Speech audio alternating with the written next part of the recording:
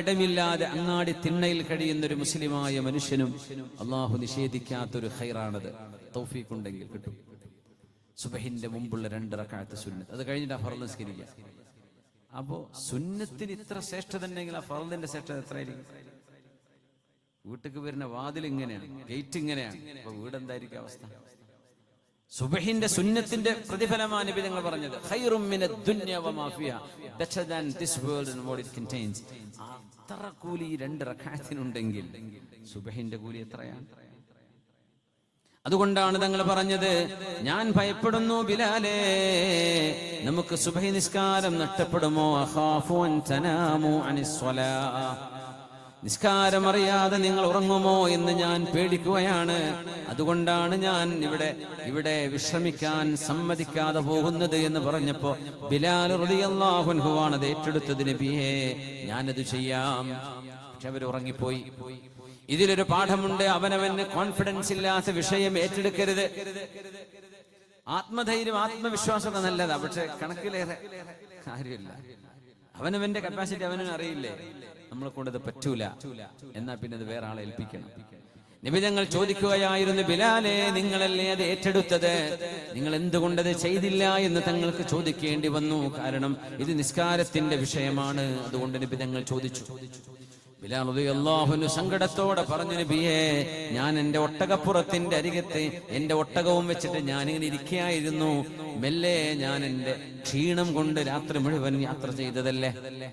ഒട്ടകപ്പുറത്തുള്ള യാത്രയാണ്, അതിന് എന്ത് സസ്പെൻഷൻ, എന്ത് ഷോക്ക് അബ്സോർബർ. ഒട്ടകപ്പുറത്തൊക്കെ യാത്ര, നമ്മളൊക്കെ 1 കിലോമീറ്റർ യാത്ര ചെയ്താൽ ഊരവേദന, ഒരു കുഷ്യൻ ആ കാലല്ലേ പോകുന്നത്, ഒരു ഷോക്ക് അബ്സോർബർ അതിനില്ലല്ലോ. സുബ്ഹാനല്ലാഹ്. അപ്പൊ എന്ത് ക്ഷീണം ഉണ്ടാവും ഇവർക്ക്, ഭയങ്കരമായ ക്ഷീണത്തിലാണ്. അപ്പൊ മെല്ലെ ഒന്ന് ചാരി ഇരുന്നതാ, അങ്ങ് ഉറങ്ങിപ്പോയി. ഗലബത്നി ഐനായി, നബിയേ, എന്റെ കണ്ണുകൾ എന്നെ അതിജയിച്ചു പോയി. ഞാൻ അറിഞ്ഞില്ല നബി, എന്ത് ചെയ്യും, ഞാൻ ഉറങ്ങിപ്പോയി. എന്നാൽ ആ സംഘത്തിൽ നിന്ന് ആദ്യമായി എഴുന്നേറ്റത് അബൂബക്കർ സിദ്ദീഖ് റളിയല്ലാഹു അൻഹു ആണ്. അതുകൊണ്ടാണ് ഖളാ സംഭവിച്ചാൽ എന്താണ് ചെയ്യേണ്ടത് എന്ന മസ്അല നബി തങ്ങൾ അതുകൊണ്ടാണ് പഠിപ്പിച്ചു തന്നത്. നമ്മളൊക്കെ യാത്ര ചെയ്യുന്നവരാണ്, ചിലപ്പോൾ ക്ഷീണം കൊണ്ടുറങ്ങിപ്പോകും, തളർന്നു പോയിട്ടുണ്ടാവും. ചിലപ്പോൾ വീട് ഹൗസ് വാമിങ്, കല്യാണം, സൽക്കാരം, പ്രോഗ്രാമുകൾ, ഇതിനുവേണ്ടിയൊക്കെ ഓടിച്ചാടി നടക്കുമ്പോൾ തളർന്നു ചിലപ്പോൾ എണീക്കാൻ പറ്റില്ല. അങ്ങനെ അറിയാതെ ഉറങ്ങിപ്പോയാൽ, നിങ്ങൾ ആരെങ്കിലും അറിയാതെ ഉറങ്ങിപ്പോവുകയോ നിസ്കാരം ഫർള് മറന്നു പോവുകയോ ചെയ്താൽ, എപ്പോഴാണോ അത് ഓർക്കുന്നത് അതാണ് ആ നിസ്കാരത്തിന്റെ സമയമെന്ന് പുണ്യനബി സ്വല്ലല്ലാഹു അലൈഹി വസല്ലം. രാവിലെ എഴുന്നേറ്റു, ഏതായാലും 8 മണിയിൽ ഇനി ളുഹറിന്റെ കൂടെ നിസ്കരിക്കാം, അങ്ങനെയല്ല, അപ്പം നിസ്കരിക്കണം, അതപ്പം നിസ്കരിക്കുക. അത് അല്ലാഹുവിന് കൊടുക്കേണ്ട ടാക്സ് ആണത്. ജീവിക്കാൻ അനുവാദം തന്നതിന്, കണ്ണു തുറക്കാൻ അവസരം തന്നതിന്, എഴുന്നേൽത്തിരിക്കാൻ അവസരം തന്നതിന് അല്ലാഹുവിനോട് ചെയ്യുന്ന ആദ്യത്തെ ശുക്റാണ് നമ്മുടെ ഫജ്ർ നിസ്കാരം. അല്ലാഹുവേ, അത് നിലനിർത്താൻ, എല്ലാ നിസ്കാരങ്ങളും നിലനിർത്തി കൊണ്ടുപോരാൻ അല്ലാഹുവേ നീ ഞങ്ങൾക്ക് തൗഫീഖ് നൽകണേ റബ്ബേ. ലാ കഫാറത ലഹാ ഇല്ലാ ദാലിക, ആ മറന്നുപോയതിന്റെ പ്രായശ്ചിത്തം അതുതന്നെയാണ്. എങ്ങനെ ഉണരുന്നത് എപ്പോഴാണോ ഓർമ്മ വരുന്നത്, മറന്നുപോയതാണെങ്കിൽ എപ്പോ ഓർമ്മ വരുന്നുണ്ടോ ഉടനെ കിട്ടുന്ന സാഹചര്യത്തിൽ നിസ്കരിക്കണം. അതുകൊണ്ട് നിസ്കാരം മറന്നുപോയാലും അത് ഒഴിവാക്കാൻ പാടുള്ളതല്ല എന്ന് മഹാനായ റസൂലുള്ളാഹി സ്വല്ലല്ലാഹു അലൈഹി വസല്ലം. അതോടൊപ്പം ജനാബത്തുണ്ടായിരുന്ന, വലിയ അശുദ്ധി ഉണ്ടായിരുന്ന ഒരാൾ, ഖല്ലാദ് ഇബ്നു റാഫിഅ റളിയല്ലാഹു അൻഹു, അങ്ങനെ വെള്ളമില്ലാതെ വന്നാൽ എന്തു ചെയ്യണം എന്നതിന് മറുപടിയായി തയമ്മും ചെയ്യണം. മുഖവും കയ്യുമാണ് തയമ്മുമിന്റെ അവയവങ്ങൾ. ഒരാൾക്ക് കുളി നിർബന്ധമാണ്, വെള്ളം ഉപയോഗിക്കാൻ പറ്റില്ല, കടുത്ത തണുപ്പാണ്, അല്ലെങ്കിൽ വെള്ളം ചേരുമെന്നിൽ അസുഖങ്ങൾ വന്നേക്കും. അങ്ങനെയാണെങ്കിൽ തയമ്മും, കുളിക്കിന് പകരവും തയമ്മും മുഖവും കയ്യും മാത്രം തന്നെയാണ്. നിയ്യത്ത് ചെയ്യുക, മുഖവും തടവ്, 2 കയ്യും തടവ്, ഖലാസ്. അല്ല മണ്ണിലാണ് ഉരുണ്ടിട്ട് മണ്ണ് കുളിക്കലല്ല. കുളിയുടെ തയമ്മും വുളൂഇന്റെ തയമ്മും ഒക്കെ ഒന്ന് തന്നെയാണ്. മാ മനഅക അൻ തുസല്ലിയ മഅൽ ഖൗം, പുന്നാര നബി ചോദിച്ചു, എന്തേ നിങ്ങൾ ജമാഅത്തായി നിസ്കരിക്കാതിരുന്നത്? ജമാഅത്ത് നിസ്കാരത്തിന്റെ പ്രാധാന്യമാണ് പറയുന്നത്. ജമാഅത്ത് നിസ്കാരം നമ്മുടെ മസ്ജിദുകളിൽ ഇമാമിന്റെ പിറകിലായി മഅ്മൂമീങ്ങളായി ഇമാമിന്റെ കൂടെ നിസ്കരിക്കുന്ന നിസ്കാരത്തിന്റെ പ്രതിഫലം 27 ഇരട്ടിയാണെന്ന് അഷ്റഫുൽ ഖൽഖ് റസൂലുള്ളാഹി സ്വല്ലല്ലാഹു അലൈഹി വസല്ലം. അതുകൊണ്ട് നിസ്കാരം ഒറ്റക്കല്ല, പിന്നെയോ ജമാഅത്ത് സാധ്യമാകുന്നിടത്ത് ജമാഅത്തിൽ തന്നെയാണ് നിസ്കരിക്കേണ്ടത്. മാ മനഅക യാ ഫുലാൻ അൻ തുസല്ലിയ മഅൽ ഖൗം എന്ന് റസൂലുള്ളാഹി സ്വല്ലല്ലാഹു അലൈഹി വസല്ലം. ഇങ്ങനെ പാഠങ്ങളുടെ ഒരുപാട് മസ്അലകളുടെ ഒരനുഭവമാണ് ആ ഒരൊറ്റ സംഭവത്തിൽ നമ്മൾ കാണുന്നത്. ഇനി നമ്മൾ പോകുന്നത് ഇമാം ബുഖാരി തങ്ങൾ ഉദ്ധരിച്ച മറ്റൊരു ഹദീസിലേക്ക്. അബൂ മൂസൽ അശ്അരി റളിയല്ലാഹു അൻഹു. അശ്അരികൾ എന്ന് പറയുന്നത് യമനികളാണ്. അൽ ഈമാനു യമാനിൻ വൽ ഹിക്മതു യമാനിയ വൽ ഫിഖ്ഹു യമാനിൻ ഖാല റസൂലുള്ളാഹി സ്വല്ലല്ലാഹു അലൈഹി വസല്ലം. ഈമാൻ യമനികളുടേതാണ്. ഈമാൻ തത്വജ്ഞാനം യമനികളുടേതാണ്. ദീൻ മനസ്സിലാക്കുന്നത് യമനികൾ മനസ്സിലാക്കുന്ന ദീനാണെന്ന് നബി തങ്ങൾ യമനികളെ സംബന്ധിച്ച് പുകഴ്ത്തി പറയാറുണ്ടായിരുന്നു. യമനി തറവാടുകൾപ്പെട്ട തറവാടാണ് അശ്അരികൾ. റസൂലുള്ളാഹി തങ്ങൾ പറയാറുണ്ട്, അശ്അരികൾ എവിടെയാണ് താമസിക്കുന്നത് എന്ന്. അവര് പകല് താമസിക്കുന്ന ഇടങ്ങൾ എനിക്ക് അറിഞ്ഞില്ലെങ്കിലും അവര് രാത്രി എവിടെയാണുള്ളത് എന്ന് ഇരുട്ടിൽ എനിക്ക് മനസ്സിലാവും. അശ്അരികൾ എന്റെ ചുറ്റുവട്ടത്ത് എവിടെയാണുള്ളത്. യാത്ര പോകുമ്പോ സംഘങ്ങളായിട്ട് പോവുക. കുടുംബങ്ങൾ ഓരോരുത്തരും അവരൊരുമിച്ച് ക്യാമ്പ് ചെയ്യും. അപ്പൊ തങ്ങളുടെ വലത്താണോ ഇടത്താണോ മുമ്പിലാണോ പിറകിലാണോ അശ്അരികൾ താമസിക്കുന്നത് എന്ന് എനിക്കറിയാം. സ്വഹാബികൾ ചോദിച്ചു, നബിയേ, അശ്അരികളുടെ കാര്യം മാത്രം അങ്ങ് പറയാൻ കാരണം എന്ത്? അതിന് നബി തങ്ങൾ പറഞ്ഞു, അശ്അരികളുടെ വിഷയം ഞാൻ പറയാൻ കാരണം ബിസൗതിഹിം ബിൽ ഖുർആൻ. രാത്രിയായാൽ അവനവന്റെ ടെന്നിന്റെ ഉള്ളിൽ നിന്ന്, കൂരയുടെ ഉള്ളിൽ നിന്ന് രാത്രി നേരത്ത് ഖുർആൻ ഓതുന്നവരാണ് അശ്അരികൾ. അവരുടെ ഖുർആനിന്റെ ശബ്ദം കേൾക്കുമ്പോൾ എനിക്കറിയാം അത് അശ്അരി കുടുംബമാണെന്ന് എന്ന് പറഞ്ഞ അശ്അരികളെ നബി തങ്ങൾ പ്രശംസിച്ചിട്ടുണ്ട്. ഭയങ്കര സന്തോഷമായി. അബൂ മൂസ അശ്അരി തങ്ങളോട് തന്നെ പറയാറുണ്ട്, അബൂ മൂസ, അല്ലാഹു നിങ്ങൾക്ക് മനോഹരമായ ശബ്ദമല്ലയോ നൽകിയത്? ഊതീത മിസ്മാറം മിൻ മസാമീരി ആലി ദാവൂദ്. ദാവൂദ് നബിയുടെ കുടുംബത്തിന് അല്ലാഹു നൽകിയ ശബ്ദമധുരിമ അബൂ മൂസ അശ്അരി നിങ്ങൾക്ക് അല്ലാഹു നൽകിയിരിക്കുന്നുവല്ലോ.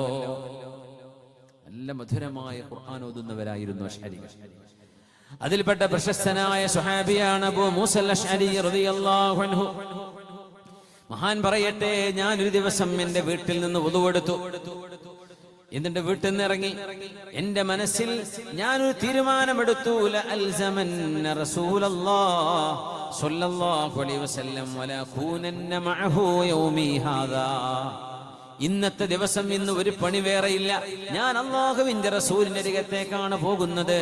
ഇന്ന് രാവിലെ മുതൽ വൈകുന്നേരം വരെ റസൂലുള്ളാഹിന്റെ കൂടെയാണ് ഞാൻ ഉണ്ടാവുക. നല്ലൊരു തീരുമാനം. ഹബീബിന്റെ അടുത്ത് പഠിക്കണം, ഹബീബിന്റെ ബറക്കത്ത് എനിക്ക് വേണം, ഹബീബിന്ന് അറിവ് സ്വീകരിക്കണം, അവിടുത്തെ പരിശുദ്ധമായ നബുവത്തിന്റെ പ്രകാശത്തിന്റെ ഒരു സ്മരണം എനിക്കിന്ന് ലഭിക്കണം എന്ന തീരുമാനത്തിൽ ഞാൻ വുദുവെടുത്ത് വീട്ടിൽ നിന്നിറങ്ങി. നേരെ മസ്ജിദിലേക്ക്, മസ്ജിദുൻ നബവിയിലേക്ക് കടന്നു ചെല്ലുമ്പോ റസൂലുള്ളാഹി തങ്ങൾ അവിടെ ഇല്ല. അവര് പറഞ്ഞു, തങ്ങൾ പുറത്തു പോയല്ലോ. ഖറജ വവജുഹു ഹുനാ. നബി തങ്ങൾ ഇങ്ങോട്ടാണ് പോയത് എന്ന് പറഞ്ഞു.